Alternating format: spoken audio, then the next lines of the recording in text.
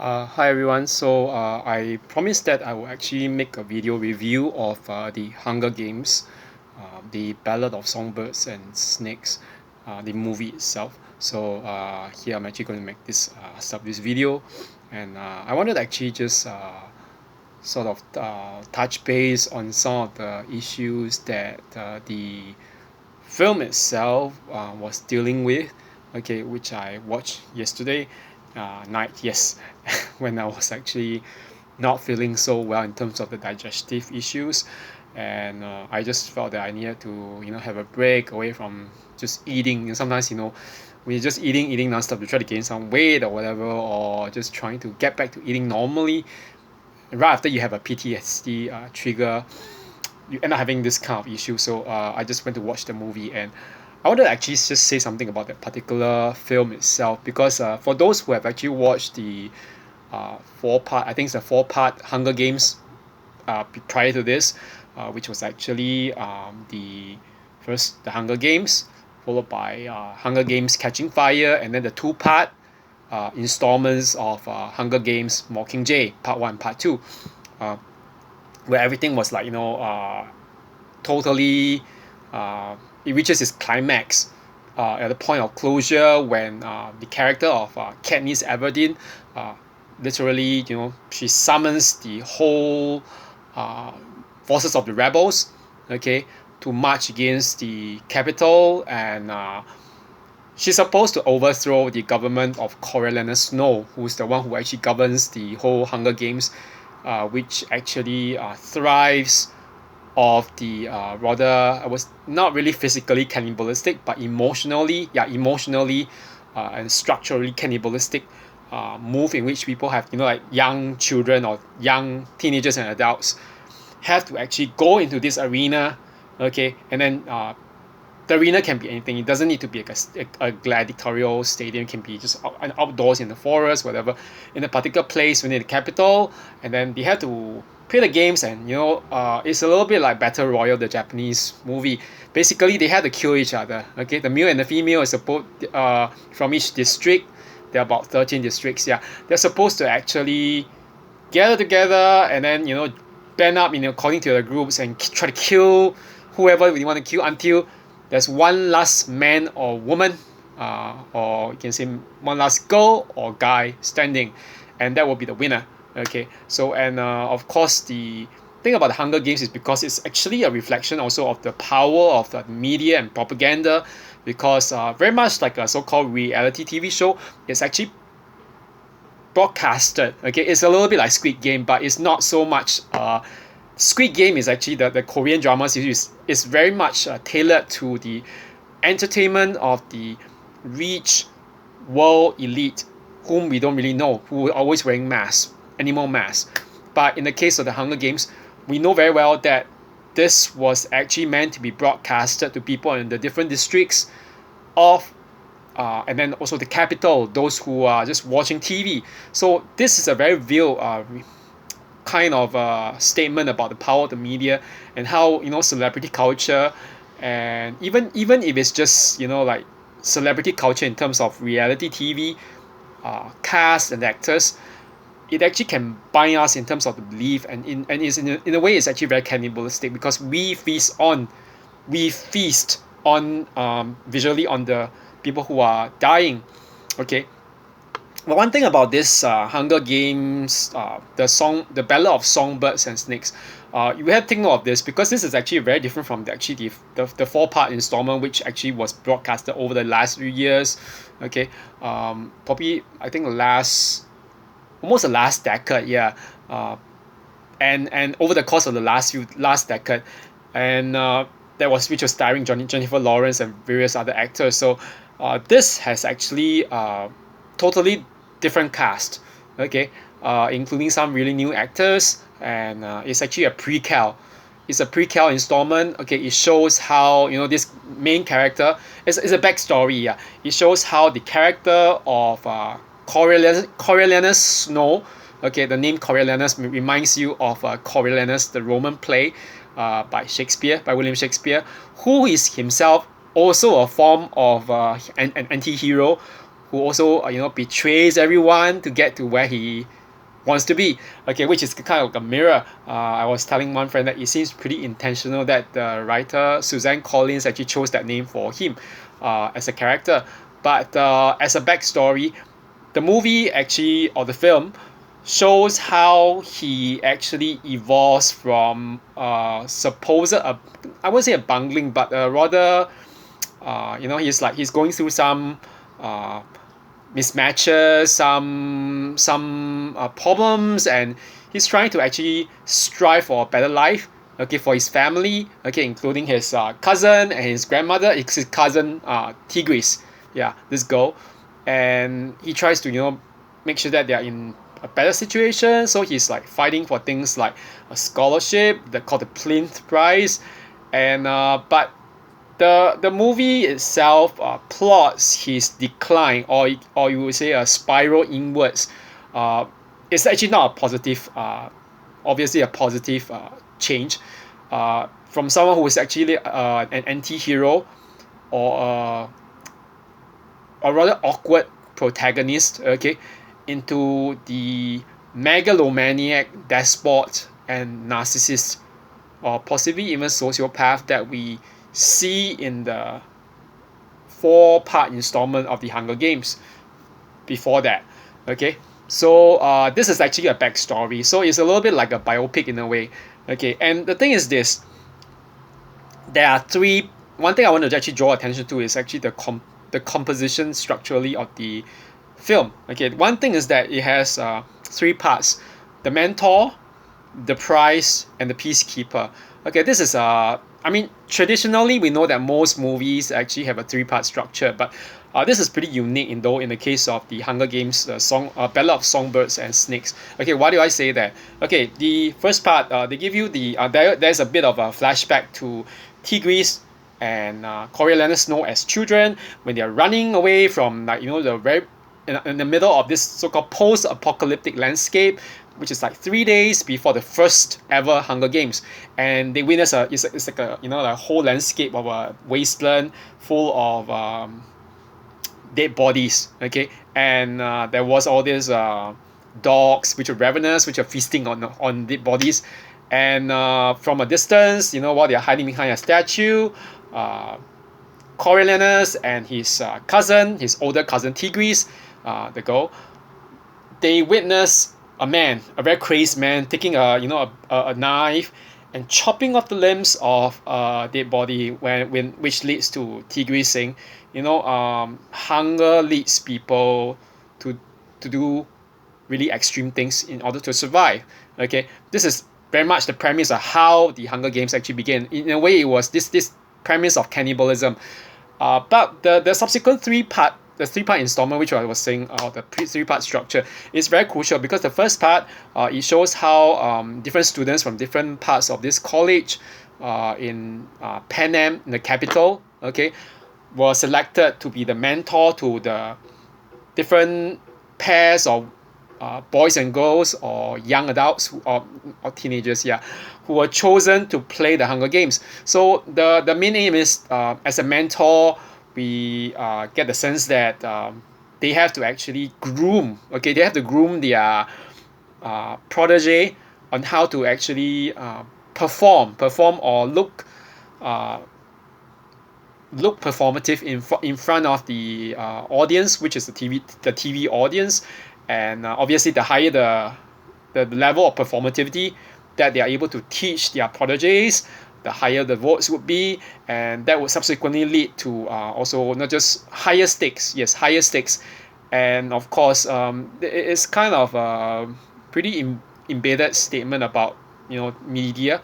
And according to what one of the characters, who's the designer, Deccan, okay, enacted by Peter Dinklage, it's very short, like a midget. Okay, he says that it's not the key of the key thing to them being a mentor is that he or she is not supposed to actually teach the protege how to win, but how to be performative. So that is already a very clear giveaway that the Hunger Games doesn't really actually care for the idea of winning as much as providing entertainment, which is actually very predatory and cannibalistic for the audience. Okay, Okay, the price. The second part is about how Coriolanus, he goes out all the way to actually help his protege, okay, who is actually Lucy Gray Bird, Bird Baird, okay, it's pronounced Bird.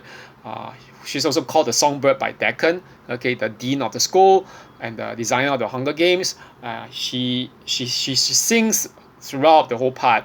So quite a lot. Okay, so that's such that in part two and part three, actually all throughout the three parts, Lucy Greybird actually sings a lot, and these songs are actually very deeply embedded. So they actually this part is the part where she wins, but of course is with the help of Coriolanus and with a particular uh, price to pay for everyone else. Okay, everyone else pays with their death. Okay, which is to be expected. Okay, and the thing is this, the last part is where I think that a lot of people would probably say that the peace is called the peacekeeper. It is where there's some problems with terms of like resolutions and what exactly happened. But I think from my point of view, because it's actually a very long part, and there's no it's like when you just expect everything to have ended after Lucy Gray Bird wins the prize, which is a give. I mean, I'm giving away the plot details, but you realize there's a sudden twist, and you realize, oh, all of a sudden, Coriolanus Snow is being sent away to another area as a so-called peacekeeping soldier, along with his best friend Sejanus. Okay, Sejanus Plint, who actually is also another crucial character. There are quite a few crucial characters, but I would say that the two main characters who are basically formative of Coriolanus Snow's decline into despotism and even very sociopathic narcissism are these two people. And these two people are, it's not so much that they are evil, but there is a really embedded premise that Coriolanus Snow himself had certain elements of character disturbance. Yeah, the seeds were there, but it was his interaction with his best friend Sejanus Plinth and um, Lucy Gray Bird, who was not only his protege but subsequently his love, his true love. Okay, that whole thing, the whole dynamics actually is where in District 12 when he's being posted there. This is where the whole thing takes a downward turn, and we get the sense at the very end that's where that one crucial line in the whole script of the movie acquires its significance. The line being that it's the things we love the most that destroy us. Okay, that is when the whole screen blacks out. Okay, at the very end, after a close up on the face of Coriolanus, who is now like well dressed with his hair growing back in the golden blonde locks. Okay, yeah, so this is something very important. So I think that there's a very good thing to note about this particular Hunger Games. It's important because from my point of view, let me just talk about the Orwellian elements. You all know that George Orwell, he is basically the key author of the genre of dystopian science fiction or speculative fiction. Basically, he wrote 1984, this novel about a particular society where like it's basically a mirror of what British society would have become if it had boiled over into communism and the whole authoritarian structure of communist government. So there is also a reference to this particular place called Pan America, which is kind of interesting because London or England, the UK, is linked to the rest of the Anglo-Saxon world, which is America and maybe even Australia. Yeah, so it was like wait, isn't that a kind of a reference to colonialism? But the Orwellian elements of that particular novel, okay, of 1984, this Big Brother is watching you, obviously is being transposed over to the Hunger Games, into not just into this prequel, but even into the 4-part movie series, which was supposed to be the plot after years after when this character of Katniss arrives. So but you get a sense of it actually even in this prequel because there's a scene, which is a very crucial scene, is right at the beginning where the rebels who are revolting against the capital and the government, they bombed the arena where all these different players or contestants of the Hunger Games were supposed to introduce themselves to the TV audience. Obviously, this leads to the death of one of the mentors, who's actually Felix Ravenstill, okay, who's actually the president of Pan Am's son, okay, and obviously the Orwellian elements. This declines into a subsequent kind of retaliation of the government, okay, who's headed by Dr. Volomnia Gall. She's an African American woman, but she has a very creepy look with that. She wears red a lot of times, but her hair is like really explosive, with like the frizzy hair, and Krebs is actually exploding, looks like it's exploding in flames. And she has really, really strange, almost very gothic makeup, with which accentuate her eyes, her really lunatic eyes, but you can see the third white.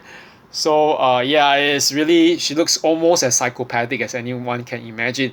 And the thing is that she was nominated. She was, okay, the Minister of War and Interior Affairs. You see, so this is a very clear reference again, or allusion to George Orwell's 1984. So the strange thing is this: even when you watch all these scenes of rebellion and whatever, you get a sense that even the scenes of rebellion were actually pretty much they say that it was unscripted, because the rebels actually, they planned it and they did it, but it was not premeditated by the government. Okay, obviously the government didn't want it to happen, but the very fact that it was being televised even then makes it seem rather odd. Okay, so the idea of who is the real people, who is really in control, okay, who are the real puppet masters, it brings out the whole question, okay. And I think that in the movie itself, they suggest that there are two main puppet masters, okay. The first one being, obviously, I was saying, Dr. Volomnia Gall, Gaul, or Gaul again. That name refers, the area, where does it refer to? It refers to France, the area, so it's the French Empire. And then there's but the other main puppet master is actually the creator, the alleged creator, Deacon, okay, who is Dekan, yeah. He's the supposed dean of the school, which chooses the mentors among the students for the Hunger Games. And as I said, is enacted by Peter Dinklage, the midget, who enacted the role of Tyrion Lannister in Game of Thrones. A strange thing is this: when he is first introduced, he's wearing this black friar-like robe, so he looks like any Dominican or Franciscan, yeah, like a Catholic priest. And he's even wearing a chain, but there's no, you don't see a cross. The cross is tucked, or the end of the chain is tucked away in one side. So the strange thing is this: when I see it, the first thing I think about was I don't know if it's intentional or whether it's in the novel itself, but when I see that, I start thinking about a priest or Catholic monk.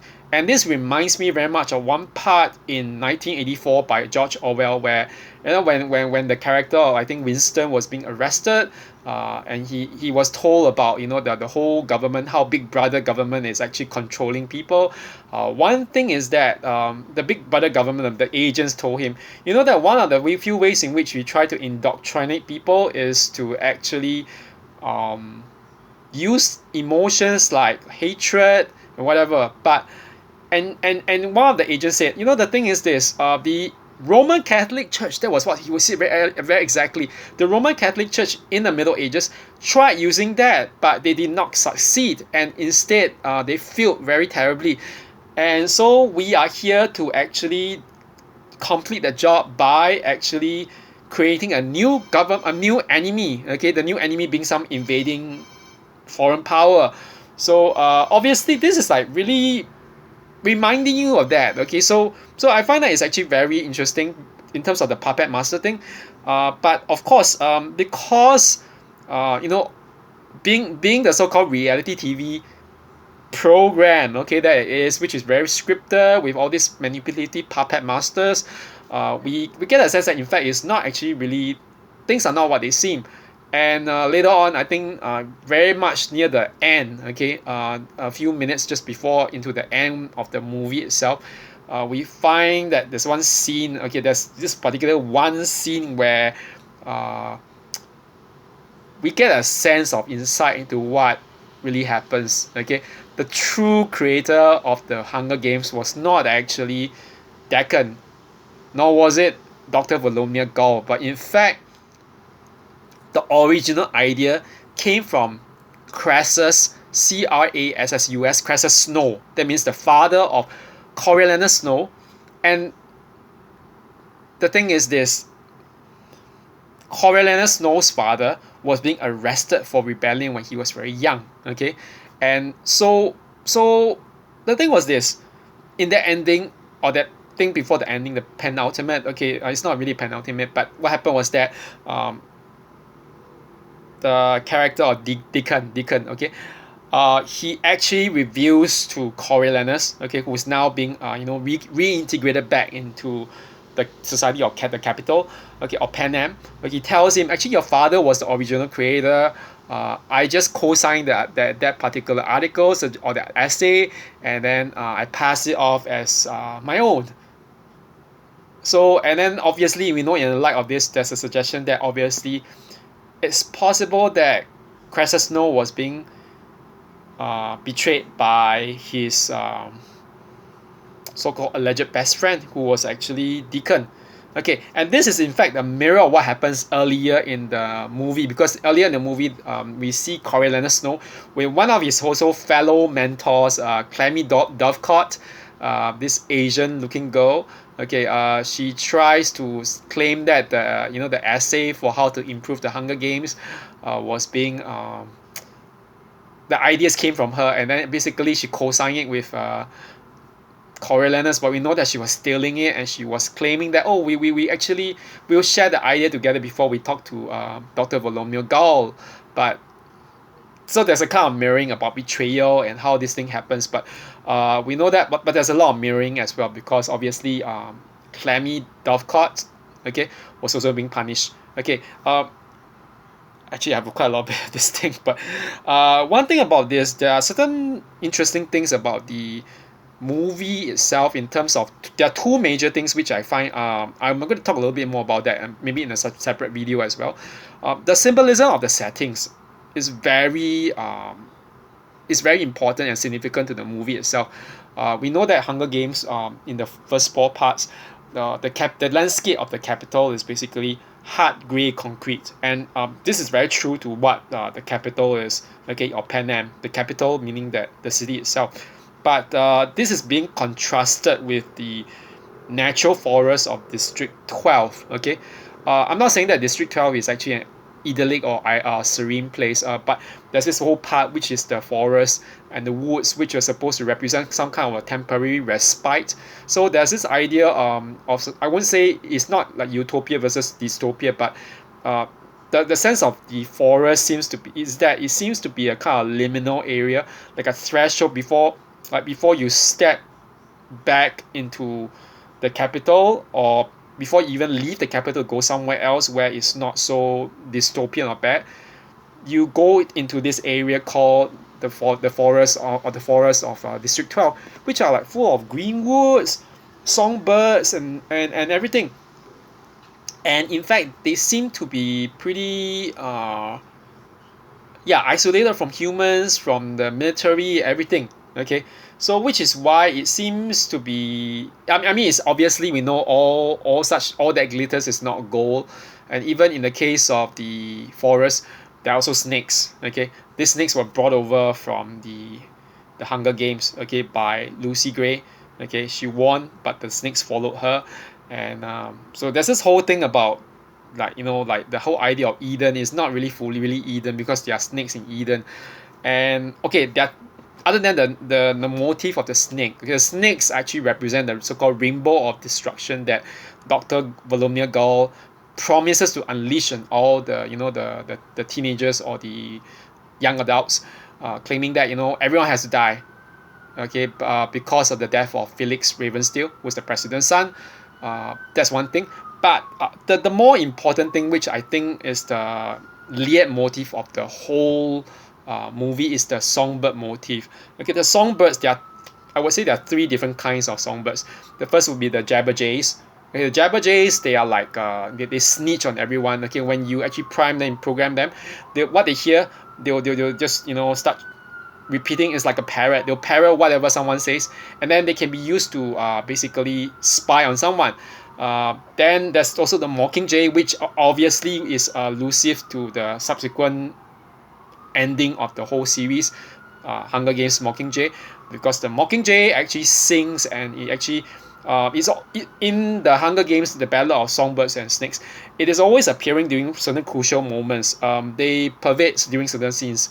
For example, the scenes when the rebels are being hung. Okay, you see a lot of like not close-ups, but very low angle shots where from the ground, where the mockingjays birds are actually flying around, making their sounds, are almost singing. And then there's also the other scene, earlier scene, where let's say the character of Lucy Gray, okay, who's from District 12, which is the female player in the Hunger Games. She tells Coriolanus Snow, oh, these are mockingjays. So and while she was actually in the forest sing to herself, and it's the beginning, also called the official courtship uh, after the games between them. Okay, so and of course the thing about the mockingjay is that because in a way they are a little bit like the jabberjays, when during the penultimate scene where there is going to be a betrayal. Okay, just to give the game away, Coriolanus Snow is going to turn out like betraying Lucy Gray as much as she leaves him, basically because of some rather sinister decline in his character. Okay, I'm not gonna say exactly what it is, but so when she supposedly disappears, okay, we don't know if she's dead or not, but basically you hear the echo of the song that she sings. Will you come to the hanging tree and something? It's the hanging tree is obviously the hangman's noose, a tree where rebels are being hung, but it's also not just referring to the hanging tree. It's also the very first song that she sings when Coriolanus Snow meets her. So the fact that this song echoes and echoes even when she's gone and disappears is almost hinting at the idea of a ghost. The birds are like her ghost. Okay. And yeah, my one friend of mine was telling me that when she watched it, she said, "Oh, it's really good. The movie is good." She agrees with me, but she said it's very disturbing. Though I said, no. I won't say it's disturbing. It's just that particular motif of the bird, the songbird. Okay, the third variation of the motif of the songbird is actually Lucy Gray Bird herself. Okay, the name Baird, bird, and it's pronounced as bird, but so there's a silent A, but so she is the songbird. She's called the songbird by the host of the Hunger Games, who is actually called Lucretius Lucky Flickerman. Yeah, the one who flips up the coin and then makes all these different predictions and everything. Okay, there is something about that particular symbolism which is quite important. Okay, I want to actually, before I end, talk about this one or two last things. Basically in terms of the capturing of that particular relationship between the two of them, between Coriolanus Snow and Lucy Gray Bird. Okay, we know that there's this whole idea of so-called it much like any kind of novels, which is in this case the Bildungshormone. In German it's called the Bildungshormone, or the novel of development, or the novel of growth. There's always such a thing called the rites of passage. When the movie or the film actually tries to capture the budding romance, how it grows between Coriolanus, okay, who's also called Corio, okay, and Lucy. There are certain scenes, I would say that for the majority of those exchanges, there are a lot of very claustrophobic extreme close-up shots. So you basically see their faces from here all the way to their necks at the most. Very rarely does it actually reach down to the waist, or even does it become a full body length shot. So because of that, it gives a sense that it's very the whole scene is very packed, very intense. It's like it's very intimate, but at the same time, when you move into the third part, which is called the Peacemaker, obviously, where Coriolanus is being punished because he breaks the rules by cheating and making sure that Lucy wins by using things like rat poison to poison them because she's not a fighter.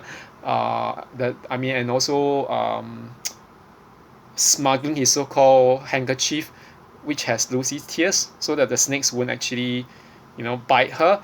So it's like all these little things, you get a sense of all the claustrophobia. You get a sense, when he's being punished by being sent to District 12, okay, as a part of peacekeeping troops, okay, that whole thing, that whole camera, that claustrophobic and camera work shifts outwards, and you start seeing the whole body length, okay, shot of the two of them.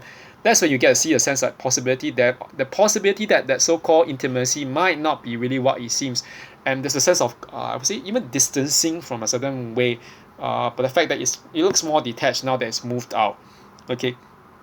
So I think that is actually kind of foreshadowing, but there's also a lot of, which brings me to the next point about foreshadowing. Okay, foreshadowing in itself is a very important theme because this is a prequel. So the foreshadowing is not just in this case there are all these motifs of the songbirds and the snakes, but which are not really repeated in other parts. But here in this movie, there's a foreshadowing. One very crucial thing is that idea of the name Katniss. Okay, Katniss Everdeen she's the heroine in the subsequent four parts. Okay, The Hunger Games, Catching Fire, Mockingjay. But Lucy Gray actually alludes to her when she brings. She has this habit of actually eating flowers. She loves to eat the petals. Okay, so it includes white rose petals, everything. But in the forest of District 12, she brings up this particular stalk of one flower. Okay, and she shows this to Coriolanus, telling him, "Oh, this is actually the called Katniss, Katniss.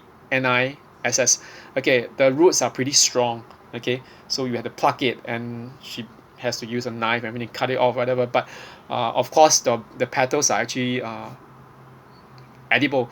But her talk about this is not just like it's not like for just foreshadowing the character of Katniss Everdeen, but the mention of the fact that the roots are tough, okay, is a reference to the theme of resilience even amidst authoritarianism and autocracy. Okay, because we know that in the subsequent installments, Katniss Everdeen actually she marshals the rebellion, the rebels, the forces to create a mass revolution in Panem. Okay, to march into the capital to actually either not just kill or get rid of Coriolanus Snow, but even other aspiring dictators. Okay, so that's one thing.